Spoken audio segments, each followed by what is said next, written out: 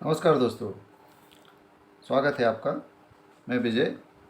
आज हम बात करेंगे एक अजीब सी फिनोमेना हो रही है अपने देश में। मूवी लाल सिंह चड्ढा आई आमिर खान की, बहुत बड़े सुपरस्टार की, बहुत बड़े बजट की मूवी, 180 करोड़ की बनी हुई मूवी, और वो बुरी तरह से बॉक्स ऑफिस पर धड़ाम हो गई। वो फ्लॉप हो गई। अभी तक वो 50 करोड़ भी नहीं कमा पाई है 4-5 दिन के कलेक्शन में, जबकि छुट्टियों का दिन था, त्यौहार का दिन था। कारण क्या रहा? कारण रहा फिल्म का ख़राब होना, बकवास, पटकथा। एक फॉरेन की मूवी है, अंग्रेज़ी की मूवी फॉरेस्ट गंप, उसको कॉपी करके बनाया गया, वहाँ से स्टोरी ली गई है और उस स्टोरी में भी छेड़छाड़ कर दी गई। ज़बरदस्ती पाकिस्तान फ्रेम दिखा दिया गया और कुछ घटिया सी एक्टिंग है उसमें। इस मूवी को देखने के बाद लोगों का ये बुखार उतर गया कि आमिर खान मिस्टर परफेक्टनिस्ट है और वो जो काम करता है वो परफेक्ट होता है। उसकी एक्टिंग लाजवाब होती है, शानदार होती है, उसका कोई मुकाबला नहीं है। वो बॉलीवुड के टॉम हैंक्स बनना चाह रहे हैं। लेकिन मूवी में देख के समझ में आता है कि ये मूवी में उनकी एक्टिंग की किसी ने भी तारीफ़ नहीं की। मूवी को IMDb रेटिंग्स भी ख़राब मिली है, क्रिटिक्स के द्वारा भी रेटिंग ख़राब मिली है, जो कि उनके चहेते क्रिटिक्स थे उनके द्वारा भी फेवरेबल क्रिटिक्स की क्रिटिक रेटिंग भी ख़राब है। इवन ये हाल है और मूवी बहुत बुरी तरह से धड़ाम हो गई। और इसमें बहुत बड़ा योगदान उन राष्ट्रप्रेमी देश प्रेमी दर्शकों का भी रहा है जिन्होंने इस मूवी के खिलाफ बायकॉट की मुहिम चलाई। और बायकॉट की मुहिम चलाने का कारण क्या बताया गया? कारण 2-3 हैं जो बहुत प्रेवलेंट चल रहे हैं, आपको शायद मालूम ही होगा। लेकिन सबसे बड़ी बात यह है, सवाल ये उठता है, क्या दर्शकों ने सही किया? अच्छा, इसमें भी आगे एक साजिश हो सकती है। इसमें एक साजिश ये हो सकती है, एक एजेंडा ये चलाया जा सकता है कि मुस्लिम कलाकारों की मूवीज़ को हिंदू लोग टारगेट कर रहे हैं, जबकि ऐसा नहीं है। ये मूवी बहुत सारे मुसलमानों ने भी देखी, बहुत सारे हिंदुओं ने नहीं देखी, बहुत सारे जैनों ने नहीं देखी, बौद्धों ने नहीं देखी, बहुत सारे लोगों ने नहीं देखी। इसलिए ये कारण मूवी फ्लॉप हुई है। लेडीज़ ने नहीं देखी, जेंट्स ने नहीं देखी, पुराना वर्ग नया वर्ग किसी ने नहीं देखी, तभी तो ये मूवी फ्लॉप हुई है। किसी एक वर्ग के बाइकआउट करने से नहीं हुई। और मूवी को बाइकआउट करने का जो रीज़न है वो बड़ा व्यापक है। और ये केवल किसी मुस्लिम, मेरा भी ये अनुरोध रहेगा, किसी मुस्लिम कलाकार का या किसी मुस्लिम होने की वजह से विरोध नहीं होना चाहिए, और ना ऐसा हुआ है। ये विरोध केवल इसलिए हुआ है कि जो एजेंडावादी लोग हैं, जो गलत एजेंडा चलाते हैं, और गलत ही नहीं, सरासर गलत एजेंडा चलाते हैं, मीन्स सच को सच तो दिखाना ही नहीं है, गलत को सच दिखाना चाहते हैं। पाकिस्तान प्रेम दिखाते हैं। फॉरेस्ट गम में जो स्टोरी में नहीं था वो इस स्टोरी में दिखा दिया गया। पाकिस्तानी स्पाई को दिखा दिया गया, जबकि ऐसा ओरिजिनल स्टोरी में है ही नहीं। जब आप उसकी नकल कर रहे हो तो नकल भी ठीक से करते। हम हर मूवी में किसी पाकिस्तान के व्यक्तियों को, उसकी आर्मी को, उनके लोगों को अच्छा दिखाना ज़रूरी है? क्या ये आवश्यक होता है?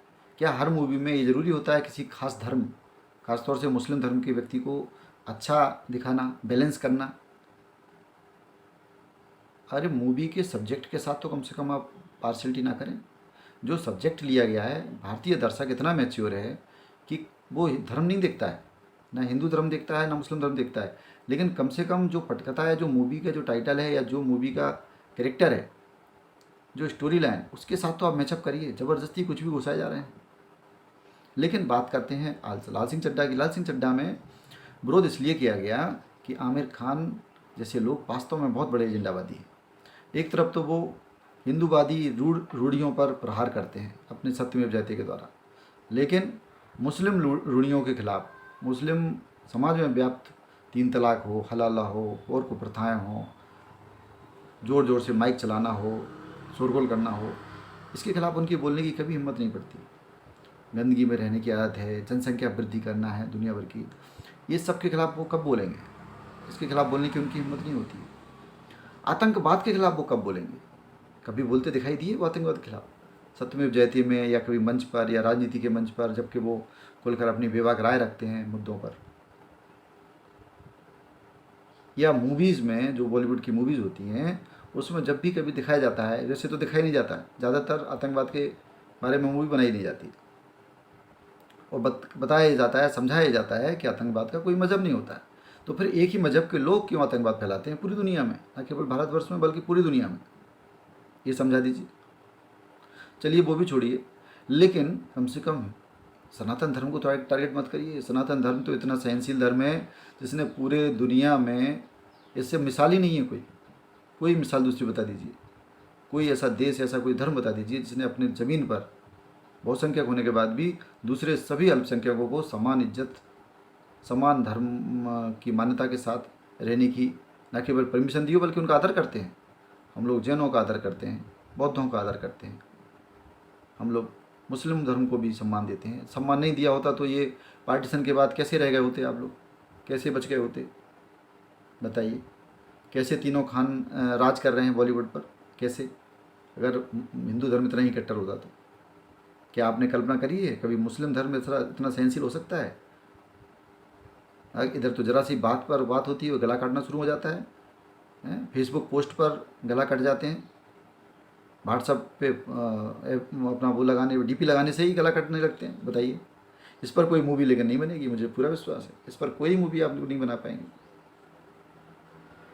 लेकिन धर्म से भी बड़ी बात यह है कि आमिर खान ने टर्की जाकर जब वहाँ की फर्स्ट लेडी एर्दोगन की वाइफ से मुलाकात की और यहाँ देश में ये कहा कि हमें हिंदुस्तान में डर लगता है। जिस देश ने आपको इतना प्यार दिया, इतना पैसा दिया, इतनी प्रसिद्धि दी, उसमें आपको डर लगता है।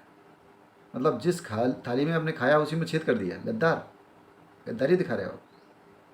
जिस देश ने आपको इतना सम्मान दिया, आपको आमिर खान बनाया, अमीर बनाया, प्रसिद्धि दिलाई, जिससे आप एर्दोगन की वाइफ से मिल सके हो, जैसे उन्होंने इन्वाइट किया है। गरीब मुसलमानों को क्यों नहीं बुला लेते? एर्दोगन बुला लेते अपने, और चाय कॉफ़ी पिलाते तो जानते। लेकिन आमिर खान को आमिर खान बनाया किसने? हिंदुस्तान की जनता ने। और उस हिंदुस्तान में आपको डर लगता है, तो आपको डर लगता है तो हमें भी डर लगता होगा। मतलब हमें भी भाग जाना चाहिए, सारे मुसलमानों को, सारे हिंदुओं को भाग जाना चाहिए, या केवल मुसलमानों को डर लगता है?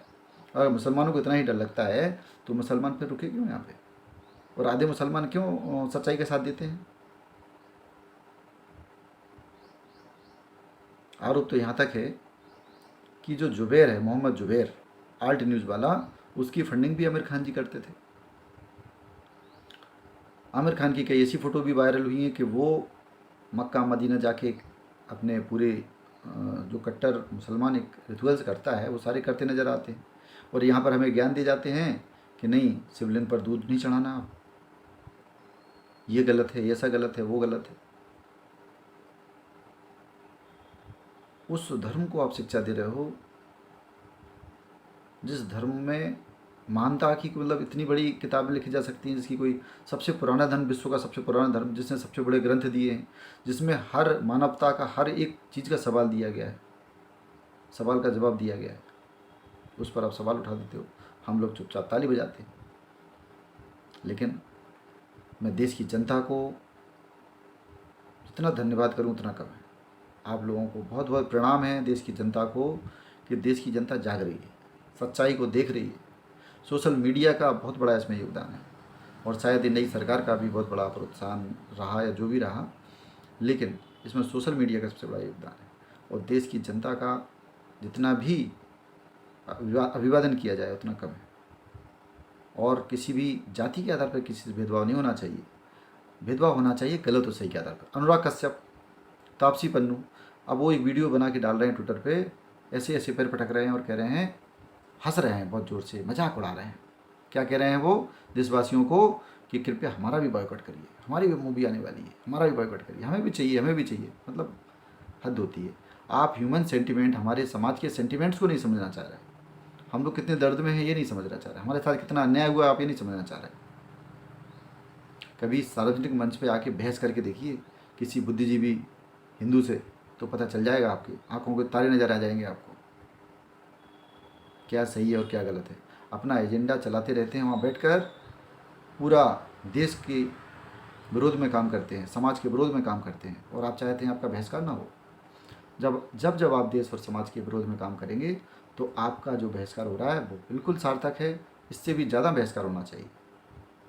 और इसीलिए साउथ की मूवी का वेलकम हो रहा है कि वो लोग किसी एजेंडा को नहीं चला रहे हैं, ना किसी का समर्थन कर रहे हैं, ना विरोध कर रहे हैं। जब जैसा सब्जेक्ट होता है वैसी मूवी बनाते हैं। तो आज के वीडियो में इतना ही। धन्यवाद।